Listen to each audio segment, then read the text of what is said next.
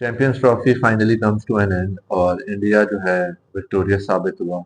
Champion बना 2025 champions trophy का। पाकिस्तान जहां एक तरफ इसके होस्टिंग राइट्स के लिए कोई 1.5 साल या 2 साल से लड़ रहा था और इंडिया एक तरफ, आपको सिचुएशन पता ही है कि वो आने के लिए तैयार नहीं थे। तो पहले ही काफी लोगों ने प्रिडिक्ट कर भी लिया था क्योंकि इंडिया दुबई में खेल रहा था कि India will be the champions of this recent event of champions trophy 2025। Despite of politics उनकी परफॉर्मेंस बहुत अच्छी थी और डोमिनेटिंग खेला बहुत, हर टीम को बहुत ही बड़े मार्जिन से और प्योर डोमिनेशन के साथ हराया उन्होंने।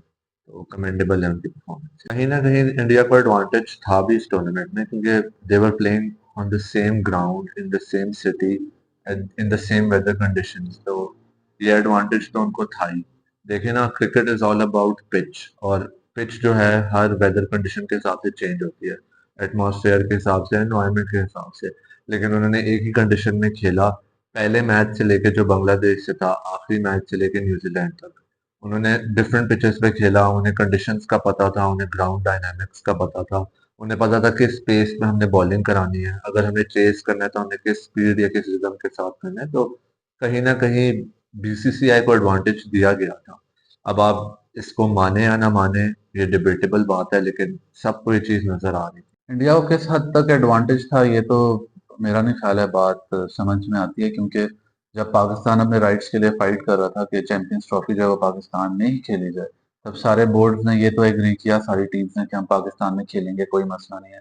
लेकिन किसी बोर्ड ने ये नहीं कहा कि जी इंडिया को भी पाकिस्तान में होना चाहिए खेलने के लिए, सारी टीम्स एक ही जगह पे खेलें।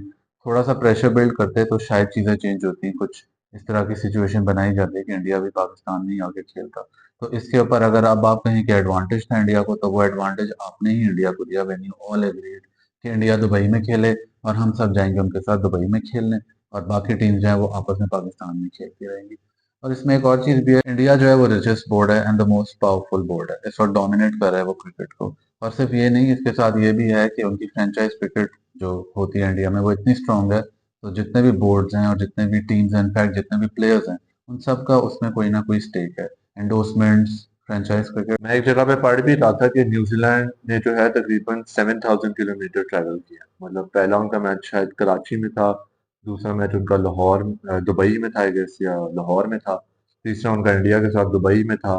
फिर वो वापस सेमीफाइनल लाहौर में खेलने आए हैं, तो फिर वो वापस दुबई गए फाइनल। तो 7,000 kilometre is way too much.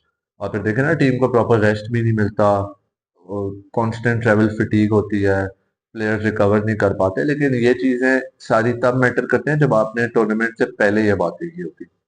जब पाकिस्तान अपनी जंग लड़ रहा था कि हमें होस्टिंग राइट्स दिए जाएं, फाइनल भी यहाँ पे किया जाए और सारे मैचेस यहाँ पे हो, इंडिया यहाँ पे आए, तो बाकी बोर्ड उस टाइम पे कोई बात ही नहीं कर रहा था, कोई कुछ कह ही नहीं रहा था। किसी ने अपोज तक नहीं किया उसमें, मतलब उन्होंने बस न्यूट्रल छोड़ दिया कि हम तो न्यूट्रल हैं, जो करना है ये दोनों बोर्ड आपस में डिसाइड करें। और फिर the power that BCCI holds, उसके सामने पीसीबी तो कुछ भी नहीं है। का फ्रेंचाइज क्रिकेट जैसे आप बात करें बहुत इन्फ्लुएंस रखता है, उसमें मैं कम्प्लीटली एग्री करता हूँ।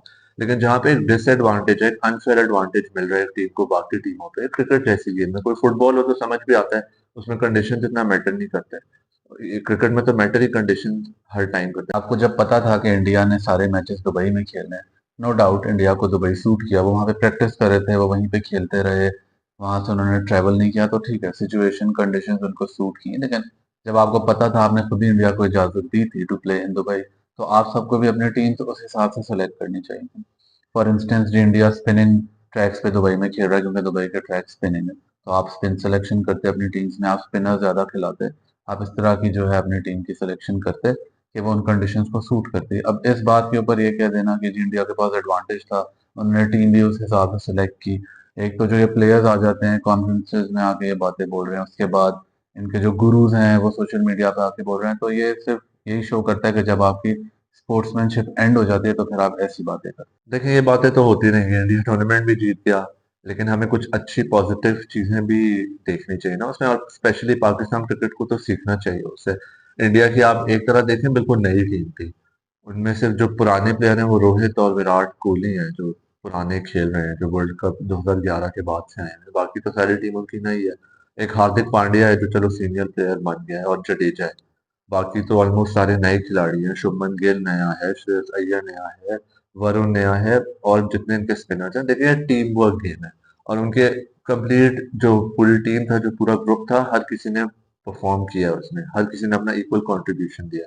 अगर आप कंडीशंस की बात करें, अगर स्पिनिंग कंडीशन थी तो उन स्पिनिंग कंडीशंस पे बाकी टीमों ने भी खेला, लेकिन उनके स्पिनर्स ने डोमिनेट किया।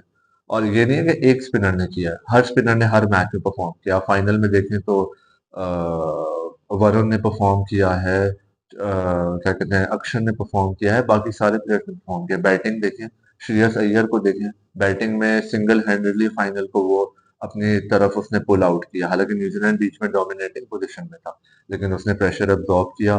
प्रेशर अब्जॉर्ब करके जो क्रिटिकल सिचुएशन बनी हुई थी, गेम इधर से उधर जा रही थी, उसने इंडिया की तरफ पुल आउट की और फिर एंड में राहुल और हार्दिक पांड्या ने गेम को फिनिश किया। तो आप देखें ना, पूरा टीम परफॉर्मेंस है, टीम में यूनिटी भी है और टीम में बैलेंस भी है। और फिर आप जो मेन एलिमेंट जिसके हम हमेशा पाकिस्तान क्रिकेट के साथ कंपेयर करते हैं, वो ये है कि चेंजेस नहीं आते फ्रीक्वेंट। हमारे बोर्ड में तो फ्रीक्वेंट चेंजेस आते हैं, उनका देखें गौतम गंभीर है। अब गौतम गंभीर को तकरीबन 1 साल आई गेस होने वाला है, वो 1 साल से खेल रहा है। हालांकि वो टेस्ट चैंपियनशिप से बाहर हो गए हैं, लेकिन उसने, आप देखें, चैंपियंस ट्रॉफी आपको जितवा दी है। तो एक कंसिस्टेंसी होना टीम में बहुत जरूरी है, कैप्टन के लिए भी, कोचेस के लिए भी, बाकी स्टाफ के लिए। Credit to Rohit Sharma once again, उन्होंने प्रूव किया कि वो सक्सेसफुल कैप्टन है। और एक चीज़ ये भी नज़र आई है कि इंडियन टीम जो है वो एज ए यूनिट रोहित के नीचे खेलना पसंद करती है। इसके साथ गौतम गंभीर, उनको इवन दो कहा जी वो बहुत अनसक्सेसफुल है, उनका मजाक बनाया गया, मीम्स बनाए गए आईपीएल को लेके और बाकी सारी चीज़ें, वो एक्चुअली नज़र आ रहा है कि वो एक टीम बिल्ड कर रहे थे, वो एक वे ऑफ प्लेइंग बिल्डअप कर रहे थे। और इवन दो जैसा आपने खुद बताया कि टेस्ट चैंपियनशिप से इंडिया आउट हुआ है, लेकिन आप देखें वो कैसे चैंपियंस ट्रॉफी जीत गया और अब आगे वो मजीद इमर्ज करेगा इसी प्लेइंग स्टाइल के साथ। विराट कोहली हैं, केएल राहुल हैं, पांड्या हैं, जडेजा हैं, ये जितने भी पुराने प्लेयर्स हैं जो एक्सपीरियंस थे, ये नए प्लेयर्स को साथ लेके चल रहे हैं और इंडिया स्ट्रॉन्गर एंड स्ट्रॉन्गर होता जा रहा है। एक बड़ी ताज्जुब वाली बात हुई, आपने भी शायद नोट की हो, कि पाकिस्तान की तरफ से कोई भी नुमाइंदा नहीं था in the closing ceremony of the champions trophy, जो कि बड़ी हैरानकुन बात है।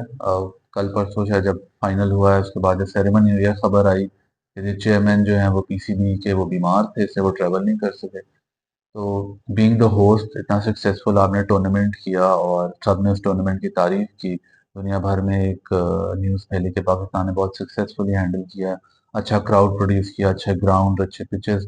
लेकिन जब कंक्लूजन सेरेमनी आई तो होस्ट जो है वो वहाँ पे मौजूद ही नहीं थे। एक स्पेकुलेशन चल रही थी कि जी विराट कोहली और रोहित शर्मा रिटायर हो रहे हैं, लेकिन उन्होंने, मेरे ख्याल रोहित शर्मा ने तो कल कॉन्फ्रेंस में जो विनिंग किया उसमें क्लियर कर दिया कि आई एम नॉट रिटायरिंग, और विराट कोहली का भी ऐसा ही कोई प्लान है। तो देखिए ना, they are eyeing for the upcoming World Cup और वो उसके लिए अपने आप को प्रिपेयर कर रहे हैं। और इंडियन टीम को भी इनकी इंपॉर्टेंस पता है, विराट कोहली की और रोहित शर्मा की, कि इनका टीम में होना कितना ज़रूरी है। तो keeping it short and concluding it, India ने डोमिनेट किया और इंडिया जीता है। पॉलिटिक्स साइड, इंडिया की टीम परफॉर्मेंस बाकी हर टीम से बेहतर रही है, that is why they one this championship. और इससे यही नज़र आ रहा है कि इंडिया जैसे ऑस्ट्रेलिया 2 डेकेड्स मेरा ख्याल डोमिनेट करती रही पिछले, अब it's time for India. Thank you for watching the video. Don't forget to like and subscribe our channel. और हाँ, जाने से पहले make sure you share this video with someone, as one conversation might change someone's life.